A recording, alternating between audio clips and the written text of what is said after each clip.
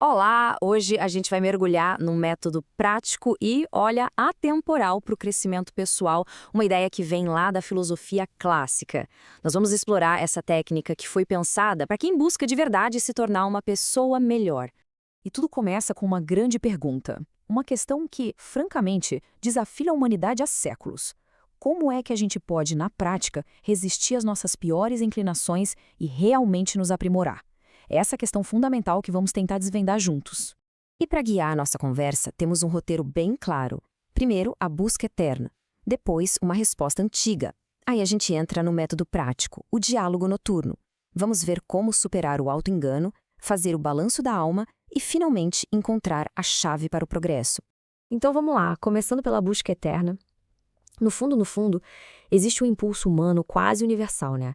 Essa vontade de se autoaperfeiçoar, de ser uma pessoa melhor. É daí que tudo parte. E o interessante é que para essa busca tão antiga, existe uma resposta que ecoa através do tempo. A sabedoria dos antigos identificou um princípio fundamental, o principal caminho para a gente alcançar um aprimoramento moral e uma verdadeira paz interior. E a resposta está nessa máxima famosa: conhece-te a ti mesmo. Uma frase tão simples e, ao mesmo tempo, tão profunda. Mas, a gente sabe, o problema nunca foi a frase. A dificuldade real está em colocar isso em prática. E essa é a questão que vale ouro. Como é que a gente pega essa ideia que parece tão abstrata e transforma numa ferramenta real de mudança? É o como fazer que a gente vai detalhar agora. Vamos ao método, então. A nossa fonte aqui nos apresenta uma técnica bem específica, atribuída a Santo Agostinho. Pense nela como um diálogo noturno, uma conversa honesta com a própria consciência. O processo é bem direto. A proposta é que no final de cada dia, no momento de calma, a gente faça uma retrospectiva dos acontecimentos. A ideia é se interrogar sobre os próprios atos, os motivos por trás deles, os deveres que foram cumpridos ou, quem sabe, deixados de lado. É uma rotina diária de autoanálise sincera. As perguntas são o coração do método. A primeira é essa: faltei com algum dever? Uma análise direta, sem rodeios, sobre as próprias responsabilidades e possíveis omissões. Logo em seguida, o foco se volta para fora, para o nosso impacto nos outros. Alguém teve motivos para se queixar de mim? Isso nos força a tentar enxergar as coisas pela perspectiva de outra pessoa. E agora, atenção, porque essa aqui é a pergunta que vira o jogo. Fiz algo que eu censuraria em outra pessoa? Essa pergunta é muito poderosa, porque nos obriga a usar para nós mesmos a mesma régua que usamos para julgar os outros. É um choque de imparcialidade. E isso nos leva direto ao maior obstáculo do autoconhecimento: o autoengano. O texto original chama isso de amor próprio, mas a gente pode entender perfeitamente como nosso ego em ação. E o que é esse tal de amor próprio? É basicamente a nossa tendência de amenizar as próprias falhas, sabe? De encontrar desculpas, de disfarçar nossos defeitos com nomes mais bonitos. É a ilusão que nos impede de ver a verdade sobre nós mesmos. Olha só como o ego distorce a nossa percepção. Uma pessoa pode se ver como alguém simplesmente econômico, quando na verdade está agindo por pura avareza.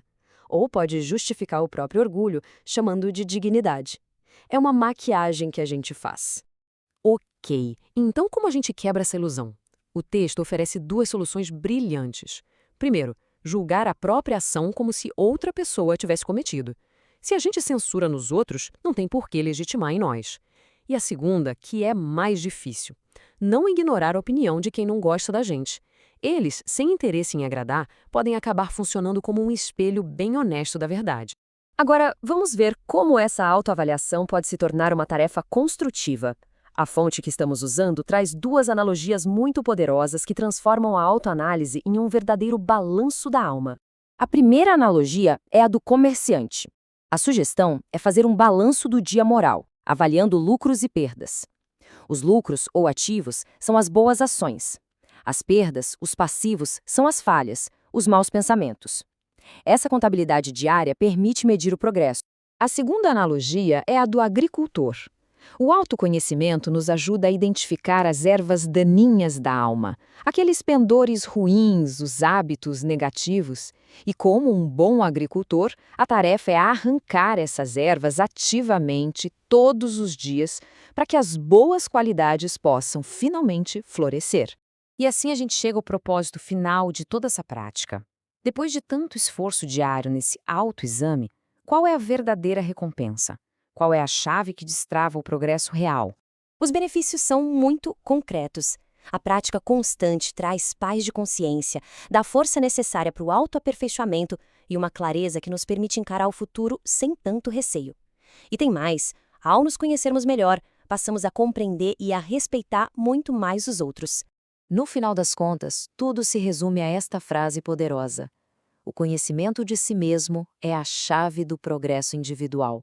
É o fundamento sobre o qual toda e qualquer melhoria moral é construída. E assim, essa nossa análise nos deixa com um desafio direto e pessoal. O método foi apresentado, as ferramentas foram oferecidas, a questão que fica e que transforma tudo isso em ação é: que pergunta cada um de nós fará a si mesmo esta noite?